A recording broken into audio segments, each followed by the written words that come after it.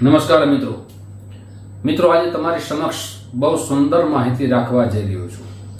ઘણા બધા અવિચારો ભ્રાંતિઓ આ બધી દૂર થાય તેના માટે સુંદર માહિતી રાખવા જઈ રહ્યો છું। એ સુંદર માહિતી છે પંચક વિશે। પંચકમાં કઈ કઈ શાસ્ત્રોક્ત ક્રિયાઓ ન કરવી જોઈએ, સાથે પંચકમાં કોઈનું મૃત્યુ થાય તો શું કરવું જોઈએ, પંચક કયા નક્ષત્રથી આરંભ થાય છે, કયા નક્ષત્ર સુધી રહે છે, સાથે કઈ રાશિથી આરંભ થઈ અને કઈ રાશિ સુધી રહે છે, સવિસ્તાર સાથે આજે ચર્ચા કરવા જઈ રહ્યો છું। મિત્રો, ઘણી વખત ઘણા બધા બહેનોના પ્રશ્ન હોય છે કે શું પંચક હોય તો સગાઈ કરાય કે ન કરાય। તો પંચકમાં તો 5 વસ્તુનો શાસ્ત્રમાં બતાવવામાં આવ્યું છે કે આ 5 વસ્તુ ન કરવી જોઈએ, અને સાથે જો 5 વસ્તુમાંથી એક વસ્તુ એવી છે મૃત્યુ, તો એનો પણ હું આજે વિસ્તારથી ચર્ચા કરીશ, શાસ્ત્રોક્ત ચર્ચા કરીશ, શ્લોક સાથે ચર્ચા કરશું કે આપણું શાસ્ત્રમાં શું લખવું છે। હવે પંચકમાં કઈ 5 વસ્તુ કરવામાં આવતી નથી, જે ઘણા બધા ભ્રમ ઉત્પન્ન થાય, સગાઈ કરાય કે ન કરાય, કરી શકાય, સાથે લગ્ન પણ કરી શકાય, નવું ઘરમાં રહેવા પણ જઈ શકીએ, વાસ્તુ યજ્ઞ પણ કરી શકીએ, આપણા ઘરે સત્યનારાયણ ભગવાનની કથા કરવી તો પણ થઈ શકે, રાંધણ માતાજીના લોટા તેરવા હોય તો થઈ શકે, શ્રીમદ ભાગવત મહાપુરાણનું વાંચન કરવું તો પણ થઈ શકે, સામાન્ય કોઈ દેવી દેવતાના મંદિર હોય ત્યાં ધજા ચડાવવી હોય તો પણ થઈ શકે, કઈ દિશામાં યાત્રા કરવાનું આપણું શાસ્ત્ર મનાઈ કરે છે એ પણ લખ્યું છે। એટલે બધી દિશામાં એક જ દિશા બતાવી જ્યાં યાત્રા પંચકમાં ન કરાય, તો બધી દિશામાં યાત્રા પ્રવાસ આપ કરી શકો છો। એટલે ઘણા બધા કાર્યો, આ 5 વસ્તુ સિવાય બધા કાર્યો આપ કરી શકો છો। એટલે એક તો એ ભ્રમ આપણા જે ઉત્પન્ન થયા છે એ દૂર થાય। આ 5 વસ્તુ કઈ છે એ વિસ્તારથી આપણે જાણીએ। સૌથી પહેલા જ્યારે પંચક આપણા શાસ્ત્ર પ્રમાણે ચાલતું હોય તો પહેલી વસ્તુ છે દક્ષિણ દિશામાં યાત્રા ન કરવી જોઈએ। મેં હમણાં ચર્ચા કરી કે બધી જગ્યાએ યાત્રા દરેક દિશામાં થઈ શકે, પણ પંચકમાં દક્ષિણ દિશામાં યાત્રામાં ના પાડવામાં આવી છે, આપણે નુકસાનથી બચી શકીએ। સાથે બીજું લખ્યું છે કે જ્યારે પંચક ચાલુ હોય ત્યારે છત એટલે કે છત ન ભરવી જોઈએ। પેલાનો સમય એવો હતો કે લાકડાઓથી આપણા છત ભરવામાં આવતી અને લાકડા કાપીને લઈ આવતા, તો એ શાસ્ત્રમાં લખ્યું છે કે પંચક હોય ત્યારે એ જે મકાન બનાવી એની છત ન ભરવી જોઈએ, એ શાસ્ત્રમાં લખ્યું છે। સાથે આપણે એક સમય એવો હતો કે જ્યારે ચોમાસું આવે તે પહેલા આપણા ઘરમાં રસોઈ ચૂલામાં કરવામાં આવતી, ત્યારે આટલી વ્યવસ્થા આધુનિક યુગમાં આપણે જીવતા ન હતા, આપણા ઘરમાં ચૂલા હતા, કોઈ ગેસ કે એવું ન હતું, એટલે લાકડાનો સંગ્રહ કરતા હતા।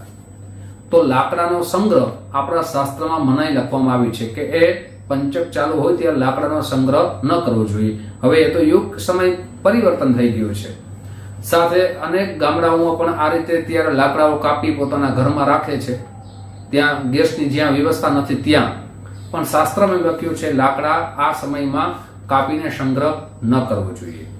સાથે લખવામાં આવ્યું છે કે એક સમયે આપણે ખાટલો ભરતા, અને પણ આમાં શાસ્ત્રમાં લખ્યું છે કે આધુનિક યુગમાં જ્યારે પંચક ચાલુ હોય ત્યારે બેડ ન બનાવવો જોઈએ, અથવા આપણા ઘરમાં શેટી બનાવીએ છીએ એ પણ સમય પંચક સમયમાં લેવી પણ ન જોઈએ અને સાથે બનાવવી પણ ન જોઈએ।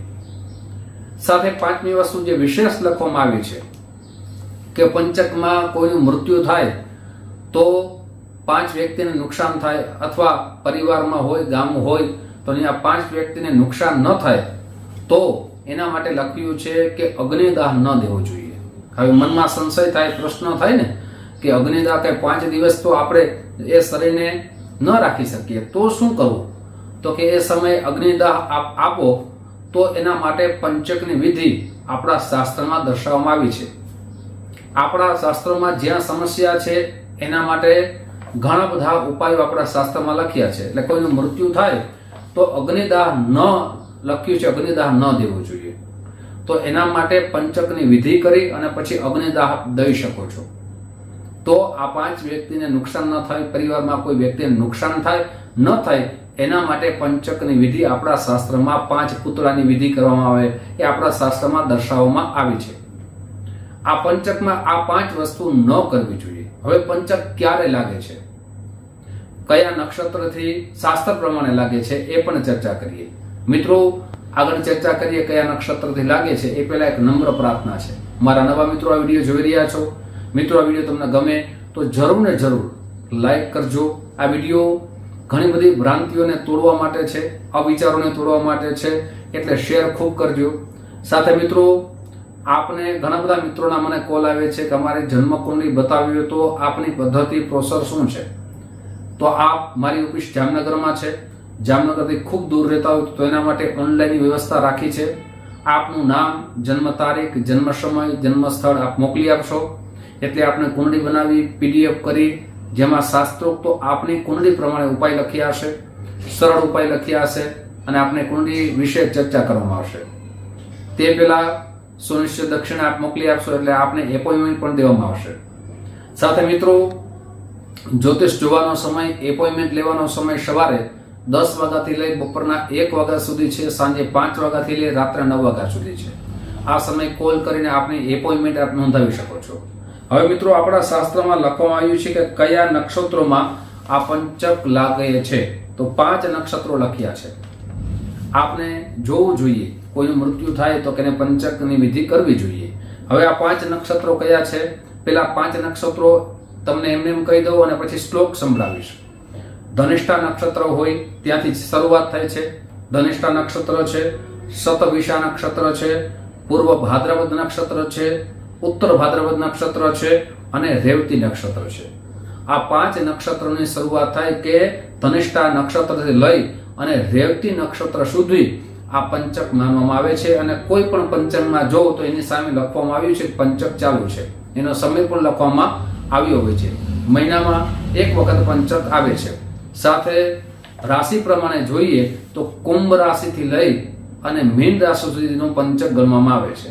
હવે મિત્રો શ્લોક સાથે આપણે એને સમજીએ કે આ શાસ્ત્ર પ્રમાણે એના શ્લોકો લખવામાં આવ્યા છે. કોઈ પણ ચર્ચા કરીએ તો એનું પ્રૂફ આપણા શાસ્ત્રમાં હોવું જોઈએ.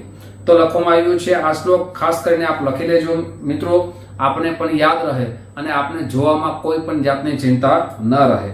શ્લોક સુંદર મજાનો છે. વાસવો તત્તરદલાનિધિ પંચકે યામ્યાદિગમનમ ગેહ ગોપનમ પ્રેત દાહાતુણમ કાષ્ટ સંગ્રહમ સૈયા કાવી તનનમ ચ વર્જયે. આ શ્લોકમાં લખવામાં આવ્યું છે અને જ્યોતિષ શાસ્ત્રનો શ્લોક છે કે આ વસ્તુ જ્યારે આ નક્ષત્રો આવે ત્યારે આ કાર્યો ન કરવા જોઈએ. મિત્રો આજે પંચક વિશે તમારી સામે વિશેષ ચર્ચાઓ રાખી છે. એટલે પંચકથી કોઈ શુભ કાર્યની શરૂઆત થાય તો ડરવાનું નથી. આપણા મનમાં એક છે પંચક હોય તો આ વસ્તુ ન થાય, પંચક હોય તો એવું કે શાસ્ત્રમાં લખવામાં આવ્યું નથી. પણ આ 5 વસ્તુ ન કરવી જોઈએ. મિત્રો જે પણ માધ્યમથી આપ વિડીયો જોતા હોય, ફેસબુકના માધ્યમથી જોતા હોય તો આ વિડીયો ખૂબ શેર કરજો. સાથે યુટ્યુબના માધ્યમથી આ વિડીયો જોતા હોય તો પણ ખૂબ શેર કરજો. અને જો યુટ્યુબના માધ્યમથી આ વિડીયો જોતા હોય તો ખાસ કરીને મિત્રો અમારા ચેનલ સબસ્ક્રાઇબ કરી લેજો. આપ ફેસબુકના માધ્યમથી જો તો અમારે ફોલો કરી લેજો. ફરીથી મળશું. આપ સૌને મારા જય શ્રી કૃષ્ણ, મહાદેવ.